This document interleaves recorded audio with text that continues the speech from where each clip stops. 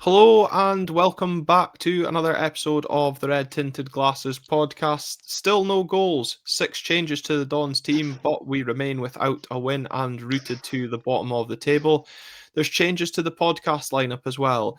Joining me for his debut on the podcast is Craig Thompson. Welcome aboard tonight. But first, and returning once again, Andy Skinner. Skinner, hopefully we'll get you on for some positive podcasting, but it's yet more misery for the Dons. It's not quite happened yet. Feel free to kick me off at any point. It's been a bit like that this season, I'm afraid.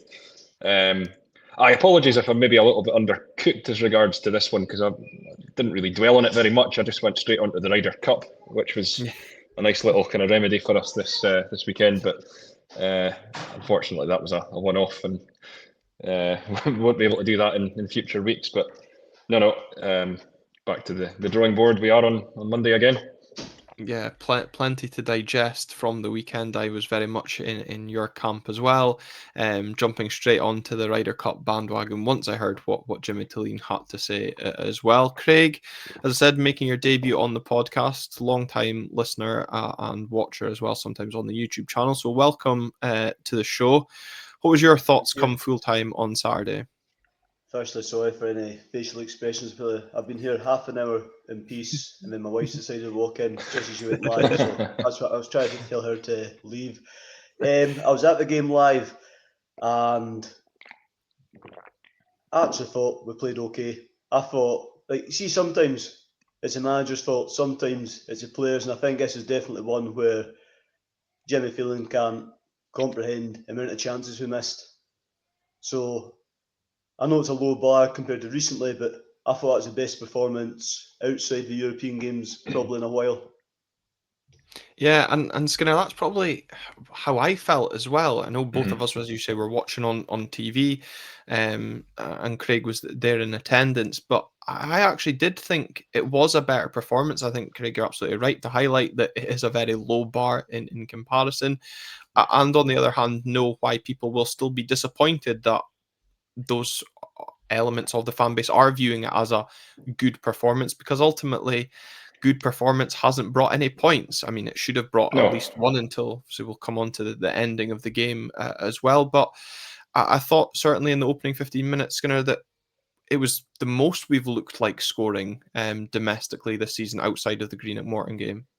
Yeah, right from the off with the Nisbet chance, and then obviously Devlin follows up with another one in the first half. These are both chances that, if they fall to a confident player that's been firing goals in, then you're backing him to find the net. Even the one that Nisbet kind of flicks towards the far post. We're just making bad decisions in crucial moments, and I suppose it just doesn't help when that run goes on longer and it keeps getting referenced. It just has to change sooner rather than later. But just to go back to what you're both saying, I've noticed a slight change in the tone off the back of this result and performance compared to previous weeks as well. In that, we spoke a week ago, Glenn, about where things would be and how the situation would look going into this double header against Dundee United and Motherwell if we lost both. And ultimately that's happened. We were speaking after the cup defeat, and obviously things heated up after Dundee United on Tuesday. But on this occasion, it's a difficult one. I think a lot of people are a little bit conflicted on where they stand, because I don't think the manager really was to blame on this occasion. He changed it up and looked to have got some sort of reaction, certainly in those first 15 minutes, as you speak of, and in spells of the game, we were more than a match for a Motherwell side that have started the season well. So just a strange one to really digest at this point. I'm sure we'll come on to the manager later, but it really felt like we just took a kicking while we were already down on the canvas. And it feels, I wonder how many more kickings we can take. And Craig, as Skinner mentions there, Jimmy does make changes to the lineup. I was pretty content with the lineup. Good to see a bit of change of formation as well. I think the players got or showed some reaction the changes he made at half-time were questionable, but what was the sense from the ground itself? Because, again, as I said, watching on TV, the atmosphere was coming across extremely well from the travelling support, but was there a sense amongst the crowd at all during that first half and spells of the second half that frustration was maybe growing amongst the support, or was there continued backing? Yeah, so see, considering the run we're on and we've got 1 point so far, the fans were fantastic. I thought it'd be a bit more hostile than that. I was expecting a bit more boos and people not happy, but it was brilliant. Really got behind the team. There's plenty of chanting, so I think people were on board, and there's plenty of chances, throughout the game to keep people excited. There was spells where Motherwell were picking passes far too easy, and there's slight groans as normal, but I think the backing the fans gave didn't deserve the ending we got. Oh, it feels like a bit of the story of our season so far, and I think in terms, Craig, like when you're there and seeing, did you feel there was again, it's easy. You mentioned there the improved performance. Did you even feel there was a bit of an improved effort coming across? Because I mentioned again on one of the podcasts that I felt that some of the players were hiding, some were maybe shirking responsibilities. I still feel personally a lot of the players need to take accountability for this run as much as the manager does. But where did you stand on some of the effort that you saw? Yeah, so see what was actually really interesting before the game started. I got my timings perfect, and there was actually no roadwork, so I was there dead early. And then I watched the full warm up, meet off, both hands kicking it, pinpoint wherever he wanted it, who I actually really like. And then he scores his first 2 kicks of the game, even though he's hit every kick perfect. But what was interesting, they had all of the players in doing defending set pieces, and I felt that was maybe just for show a wee bit after the Dundee United goal we conceded. But after that, I'm going to tie into what Andy said. So we had the 3 attacking players and the 2 sitting midfielders doing moves into an empty net essentially, and then he developed that to bring in the fullbacks. And the first chance you mentioned, Nisbet got, and they should have scored. It was a good save. They'd practiced that 5 to 10 times before the match.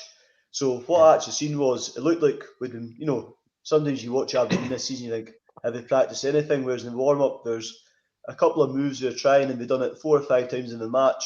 And funnily enough, that was 4 or 5 of the times we nearly scored. So I think we're much, sometimes you're thinking, have we actually got a plan? You could see that things have been worked on, and the effort I thought was good, especially in the second half. Like the defenders were flying in all sorts to make blocks. It didn't strike me as a team where everyone's given up. I think everyone was trying to make things better, and I've been crying out for a back 5 for a long time now. After seeing it in the cup final, I expected it to start the season. Hearts away, Celtic at home. I thought we'd be using it them games, so I'm surprised it's taken so long to see the 5 at the back again. Yeah, Skinner, are you surprised it has taken till almost it feels like maybe Jimmy's been forced into playing the back 5? But on what Craig's saying, that's actually been something I noticed it at Morton. I think I was in the ground quite early. It's something we've now adapted, is practicing defending set pieces as part of the warm up. But yeah, I want to come to you on your thoughts on whether or not you think it's kind of been a forced change to the back 5, and then I want to speak again about the front line with yourself as well. Yeah, I mean, it's a forced change. It's a difficult one because, I think there was a sense that he did have to try something different on this occasion. Whether he envisaged his own job being on the line if he didn't, we're just guessing on that one. But clearly there was a formula that hadn't been working whatsoever. And I think just a change of any sort can bring about, a different approach from the team, different sort of moves that, as Craig mentioned, really good to see that sort of stuff come to fruition. I very rarely catch the warm-up, I have to say, so I'm not too well qualified on what goes on in there.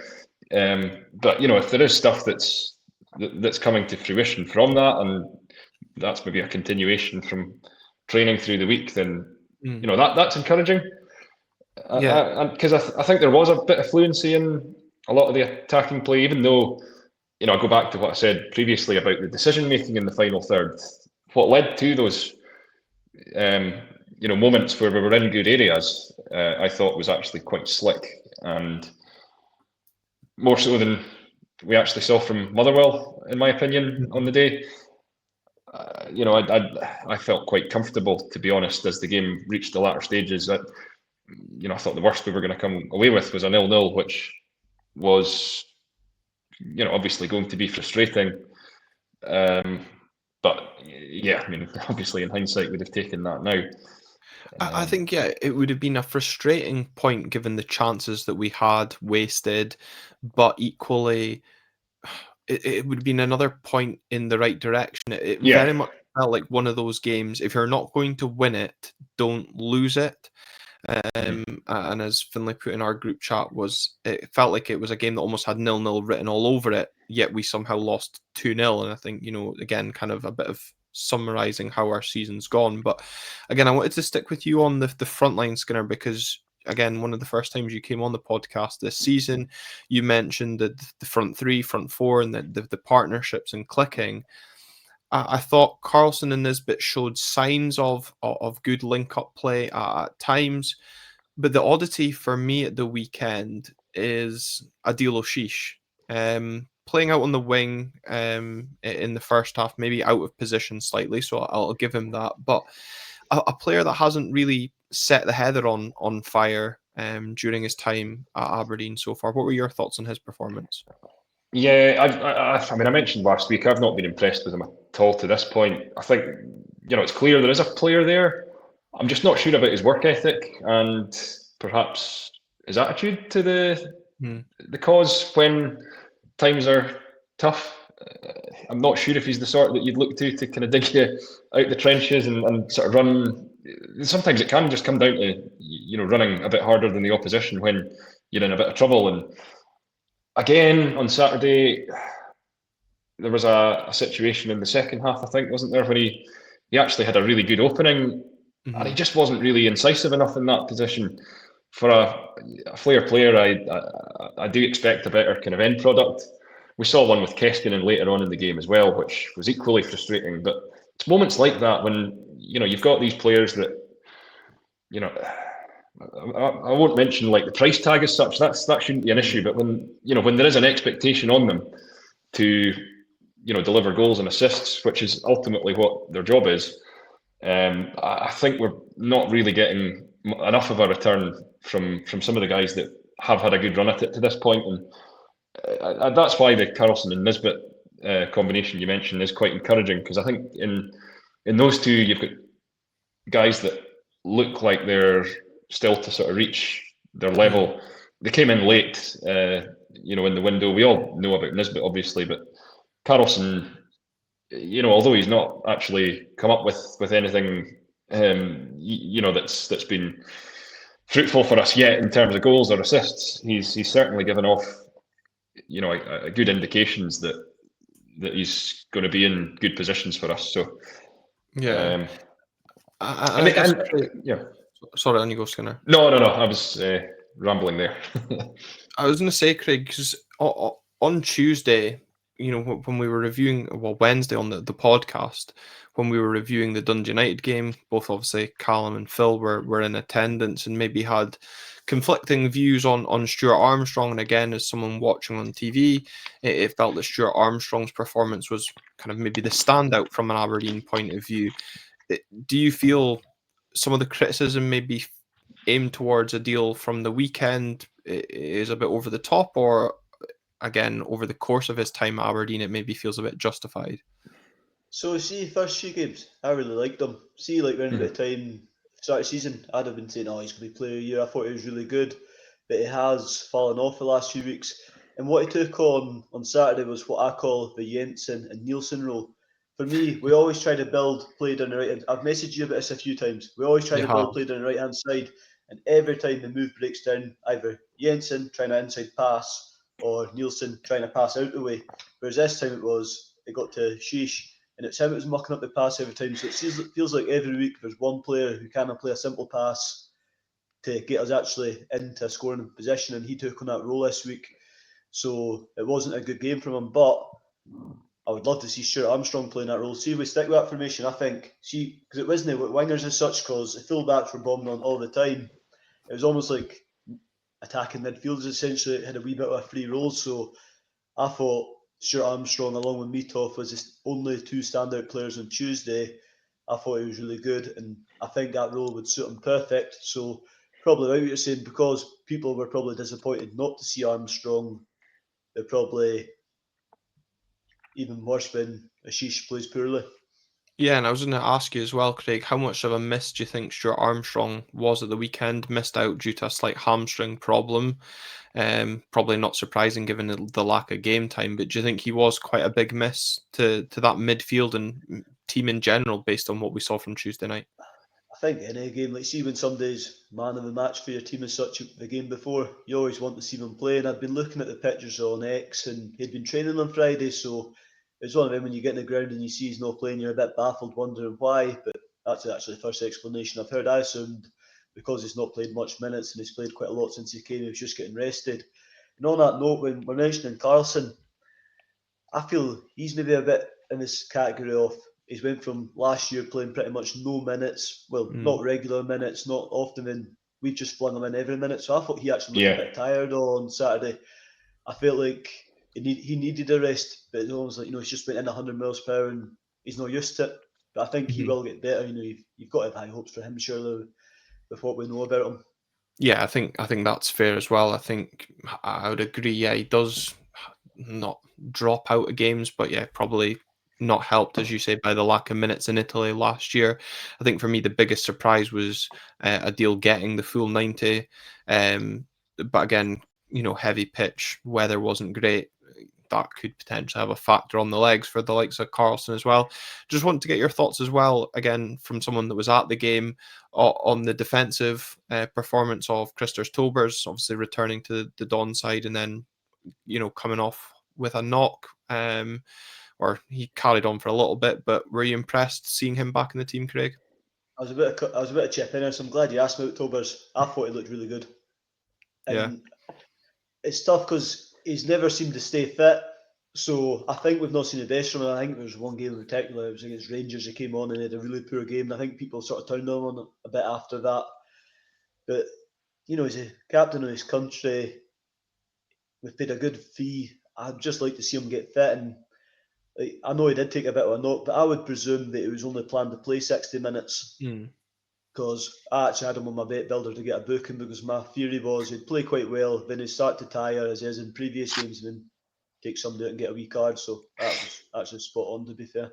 Yeah, I think it's probably a fair assessment, Skinner, that some of these players will have only been targeted minutes. I mean, one surprise possibly was Leighton Clarkson continuing on the bench after being rested midweek and only seeing about 20 minutes of action. Maybe another surprise was the double change at half time of the left hand side of our defence. That kind of really seemed to unsettle us, because I thought, whilst yes, we weren't taking the chances that we created in the first half, and I thought we were potentially the better team in a fairly evenly balanced match, it didn't make sense unless there was injuries or potentially an eye on Thursday. But I haven't heard an explanation one way or the other for why the two changes were made at half time. No. I suppose when it's a defensive substitution, you kind of assume that there are injuries or squad management at play, because it's not ideal, really, especially when it appeared to be working quite well. What we'd laid out. Motherwell's best spell of the game probably came just shortly after that. with a couple of chances. Was it Stamatolopoulos that headed one wide, and then they had a couple of other kind of efforts around about the hour mark. But Tobers is an interesting one because, as Craig says, it's been a bit stop-start for him so far. And I think after he came out of the team through injury towards the tail end of last season, the fact that Dorrington and Canuster developed that strong partnership that ultimately kind of carried us to winning the Scottish Cup along with Milne on that occasion, but it was the two of them for most of the games. He's almost been a little bit forgotten about, and he was the defender that we brought in with the highest pedigree, really, of the January signings. So there's definitely a sense that there could be more to come there. The fact that he's an international captain, you'd like to think would, make him a good organizer, which is something that we could, do with, would certainly benefit us in the position that we're in just now. Mm-hmm. So, that is one example. But yeah, no, it's a little bit all over the place in terms of continuity of defensive options now. And as we look now towards Thursday, that's obviously going to rear its head again because Dorrington can't play, clearly. Well, so there's... That can be changed, I think, is it on Wednesday night the team or the squad, gets officially announced. I think we can make one change up to 24 hours before kickoff. So it could yet see Alfie Dorrington return to that squad. But I will have a full preview of the Shakhtar Donetsk game coming out on Wednesday lunchtime when I'm joined by Andrew Todos, a Ukrainian football journalist, to give us an insight on the opposition for that game. Overall, though, Craig, I actually thought the substitutions did kind of help after the ones at halftime that once they hindered in terms of an attacking sense. When we brought on Leighton Clarkson, I thought Topi looked good. Once again, his decision making lets him down. Lazetic, well, we'll come on to him more specifically, but I thought the substitute showed that positive energy and positive input to try and get one a goal and also the 3 points.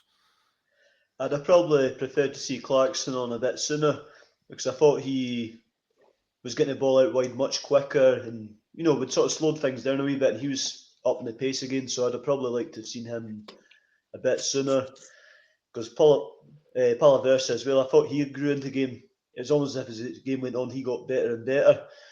And Topi Keskinen, he's just short of confidence, I think. Because it almost looked like the first few times he got the ball, it looked like he didn't want to go forward. It looked like he just wanted to do something safe, as if he didn't believe in himself. And as it went on, he did start running at the full-backs a bit more. And you were both saying earlier, you thought we were at least getting a point. After he missed that chance and Lazetic missed his chance, I was telling the boy beside me, my dad non-stop, I know how it ends with Aberdeen. I knew we were going to concede. That was just classic Aberdeen. Yeah, it really was. Skinner, were you maybe a bit surprised to see Graham Shinney taken off in amongst the substitutions? I've seen a bit of talk on that.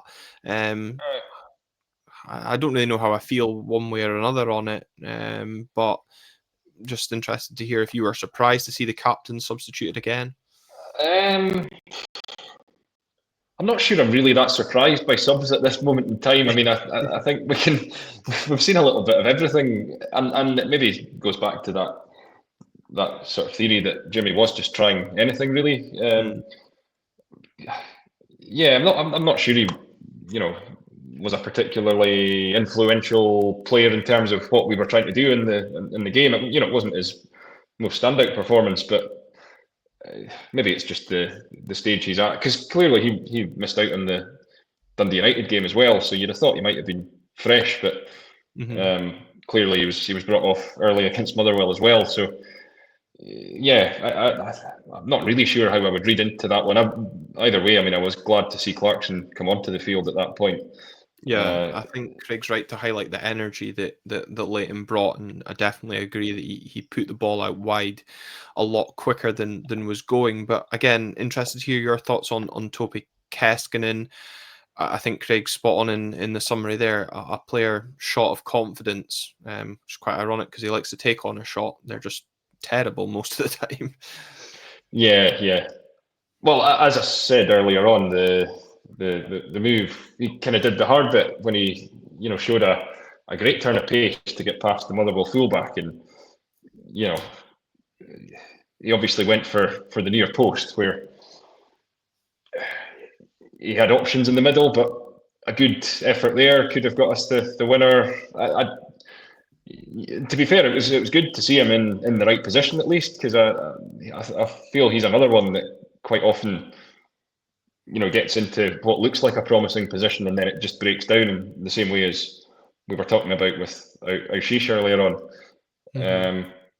Low on confidence, yeah, but it's been going on for quite a while. Yeah. I really like the look of Bilalovic in midweek when he came on. So is it time for him to maybe get a bit more of a sniff? I mean, I'm not saying Keskinen's done anything massively wrong. It just doesn't look like it's happening for him at the minute. And with that in mind, as I say, we don't lack options there. So there's no point in putting him through the mill every match, really, just when it's not And I think really you're doing right. him or the team any good. Yeah, it's just not coming off for him. And Craig, I wonder as well if it's a sign of his own frustration that things aren't coming off, that he's maybe trying one touch too many, or as Skinner mentions, he could have cut it back to Lazetic in the box. He could have drilled the ball across the goalkeeper, yet he finds the near post side netting. Again, with the Marko Lazetic chance, I mean, it'll be interesting to hear what your thoughts were from at the game, but I was just shouting at my TV, chip the keeper, pass the fucking ball, pass the ball. What the fuck are you doing as the shot got dragged hopelessly wide? But it really feels with those two chances very much summed up our season in front of goal. I felt that the two chances, Nisbet and Devlin in the first half, kind of summed up our unlucky nature, or where, you know, goalkeeper defenders make good saves. But those two chances at the end are just kind of clear signs of a team devoid of confidence in front of goal right now. Yeah, as you say, keeper's miles off his net. We'd all probably fancy our chances. We could chip him from areas that far out. And then he cuts in, takes on the first guy, like, oh, here we go, you're at your seat. Then he cuts in the next guy, you're like, here we go. Then I think I hit a corner flag. And then you're raging. Yeah, I was going to say, something, the team I'm guessing it's almost as if, see, because nobody scored it, it's almost as if everyone's trying to step up and do too much almost in that instance. Just do a simple thing. And that was what I was going to ask. Yeah. Is it a case that for that front line, Craig, that it almost does have to go back to basics, stop maybe trying to put your name up in lights, and, you know, think about the team game in that sense? You know, as I said, Topi could have squared it. Lazetic, yeah, I mean, look, if he chips the keeper and it doesn't go in, people will be questioning, why did he chip the goalkeeper? But he had options left and right when he failed to do that, and still tries to take the glory. To be honest, Glenn, at this stage, I'm all for just whipping the ball in the box low and hoping a defender puts it in from the other team. That's what I think we're going to need for a goal at this rate. Yeah. It certainly feels that we need something. You know, the club record games without a goal is 6, and that was only a few years back, and we're teetering on the edge of matching that. And look, the result, as I said, now leaves us rooted to continues leaving us rooted to the bottom of the table, stuck on 1 point. The weekend results means we're 4 points behind both Falkirk and Livingston, and with the game coming up against Dundee this weekend, I'll say yes or no to this and ask you both. Craig, you first. Is Dundee this weekend a must-win? Yes, and it is, but what I will say, and see if we keep 11 players on the pitch and nothing disastrous like that happens, it's got to be a win. Because if you look at the Falkirk game, for example, we actually done all right that game until we got a man sent off. So bar any unpredicted disasters happening, yeah, it's a must win. Yeah. Skinner nodding along there. I agree that Sunday is a must win. Yeah, it has to be. Just with everything that's been going recently, I mean, I know Dundee got their first win a couple of weeks ago, but, you know, we're at a stage now where, with it being the last game before the international break, we just have to see something quickly. Yeah, and I think, you know, if you look again at the league table, as I said, 4 points behind Livingston and Falkirk. Those two teams played Dundee United and Rangers respectively. You'd maybe be hoping they continue to fail to pick up points, and it would give us an opportunity to gain on both of them and Dundee alike, who, as you said, Skinner, despite picking up their first win, haven't really been doing much to satisfy their fan base either. So if you're looking for an entertaining game of football, I don't think Pittodrie is the place to be this weekend. But if we do fail to win, the pressure and, you know, moans and groans, let's call it, from Pittodrie will certainly grow louder. Craig, I'll come to you first, because what was the reaction from the stands at full time at the weekend, because again, social media, I'm not saying it's an accurate representation of the fan base right now, but not exactly a pleasant place to be in terms of the support for Jimmy Thelin. But what was it like in the stands at Fir Park at full time? It was mixed, nothing directly directed at Jimmy Thelin, but there's a lot of people groaning and booing and just generally annoyed. See when you've missed them 2 chances, then who, in my opinion, is our best player, Mitov, who's been really good this season, concedes that goal. And see when you lose that man, I think it was a big kick in the stones. There was some people were clapping the players. That wasn't quite me. I felt just too sick to clap, but I wasn't booing either. If that makes sense. And almost like a It numbness, was mixed. isn't it? Yeah, you just wish you were somewhere And I think else. for me as well, the biggest frustration, and I still think why I'm not overly annoyed at Jimmy Thelin at the weekend, was because he tried, and I felt he was let down by the players. That decision making in the final third, for me, look, nothing take away from the saves that Dimitar Mitov has had through the season. He's probably kept some of the scorelines respectable, kept us in games, but that mistake is inexcusable. He can blame the weather, the deflections, all he wants, but if you're getting a hand to it like he did, he's got to be keeping that out in my mind, and it's not good enough when we're in the situation that we currently are. We cannot be affording to make the mistakes that we've done, and we keep repeating. What I will say in his defence is he was the first player over to the fans, putting his hands up, saying, "Look, sorry, I've made a mess of that." So, I thought that was admirable from him to be first one over and saying, "Look, this is on me," taking a bit of accountability. Yeah, and that's it. Accountability. These players do need to stand up and take accountability. We can't just keep having them speaking in the press, telling us they know what the problem is and that they'll turn it around. Actions ultimately speak louder than words. But that then also falls to the manager as well, because the buck will stop with the manager if results don't change. Again, I'll come to you first, Skinner. Feeling on Jimmy Thelin, does he have Sunday to save his job? Dave Cormack's flying back into Aberdeen. No coincidence or link to the fact that the pressure is growing. The club coming out quite firmly, using Scott Burns to say, both Cormack and Burrows remain fully behind Jimmy Thelin and will do all they can to help him turn the fortunes around. Are you still fully behind the manager, or are you thinking that a defeat on Sunday could see your opinion totally change on him? Well, I'm desperate for it to work for him, and I certainly hope a resounding win on Sunday is the beginning of that process. Because I don't think it's in anyone's interests for us to be changing the manager. It obviously might come to a point where it's necessary, but it's not something that we should be wanting in an ideal world, because he's not long from having assembled a squad for this season, guys there that obviously he's brought to the club. The idea of getting a manager in from elsewhere and doing another rebuild in January is just, it's not where you want to be. So I'm very much hopeful that we can get something on the board on Sunday.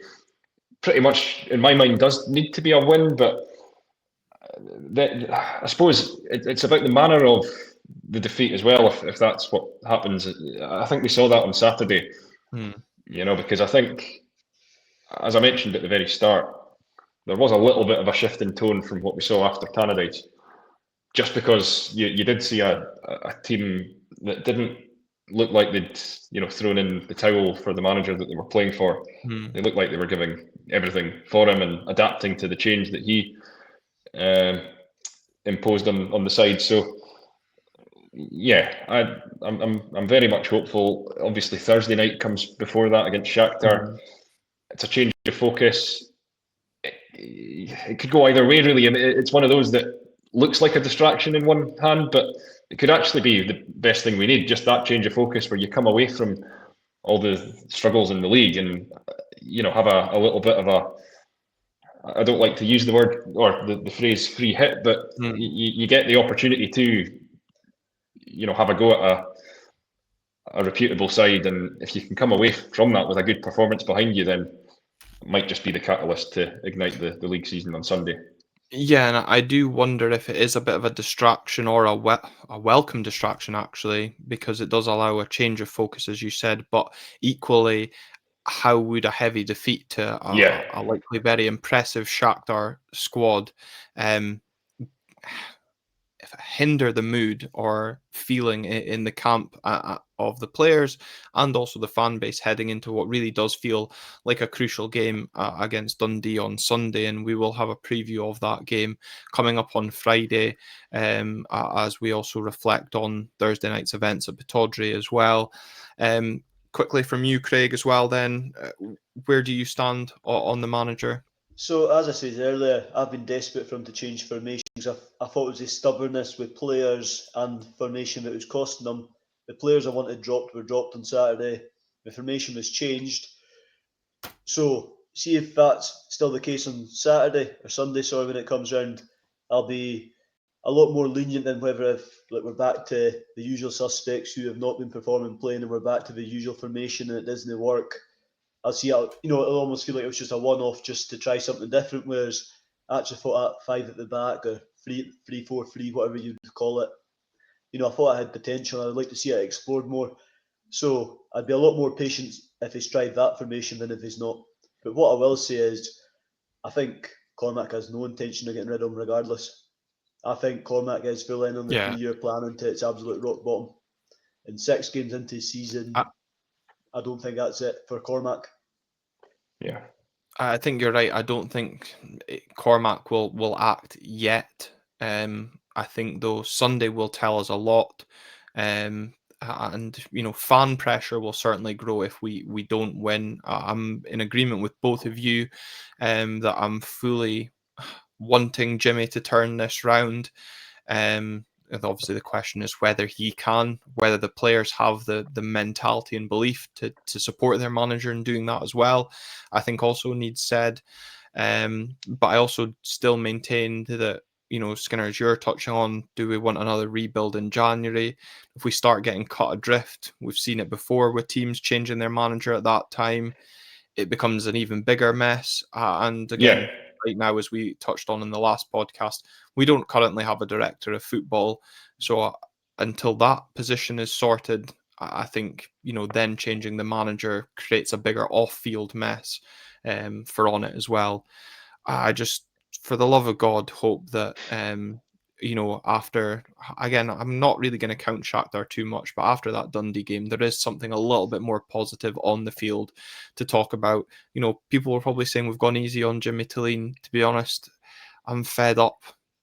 I'll just feel like a broken record saying the same thing on these podcasts about the manager or the players. So hopefully you've got something out of your therapy session here on Red Tinted Glasses for this episode. As I said, we'll be back with a Shakhtar preview later on this week, and also a review of that European game and preview of the Dundee game. As always, for ably stepping in, Andy Skinner, thanks for joining me. And Craig, congratulations on your debut. Thank you very much for also coming in and sharing your thoughts as well. And thanks to all of you for tuning in, whether it's here on YouTube or on your audio platform of choice. Until next time, we'll see you then.